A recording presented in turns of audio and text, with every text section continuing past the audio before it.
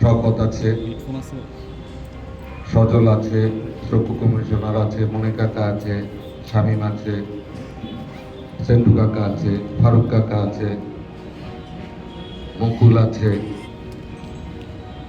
আরো আরো অনেকেই যারা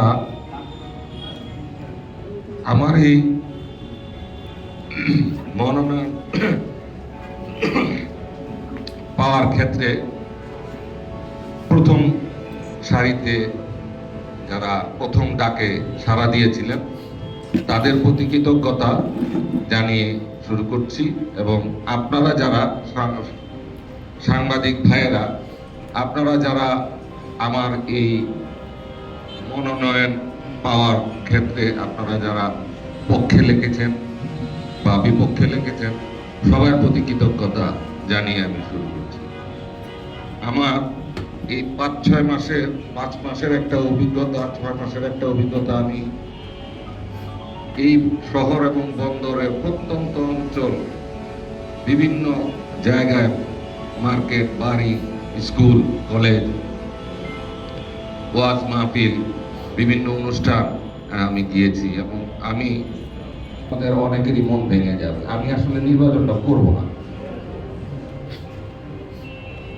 আমি মনোনয়ন কিনব না। এইটা আসলে আমি আপনাদের কাছে ক্ষমা প্রার্থী, এবং আমি জানি কি রকমের কষ্ট, এবং আপনারা যারা সাংবাদিক ভাই বোনেরা বা বসে আছেন, আপনাদের জন্য একটা স্বপ্নের জায়গা ছিল, একটা আশার জায়গা ছিল, সেটা আশা ব্যাহত হচ্ছে।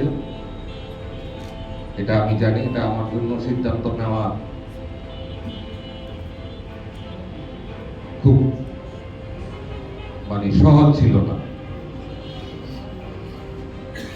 ব্যক্তিগত কারণ এবং কিছু পারিপার্শ্বিক অবস্থা আমাকে এই কঠিন সিদ্ধান্ত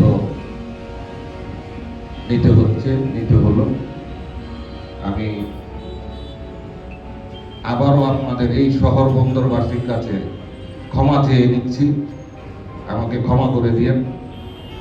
আমি একজন সমাজকর্মী হিসাবে আজীবন আপনাদের পাশে থাকব।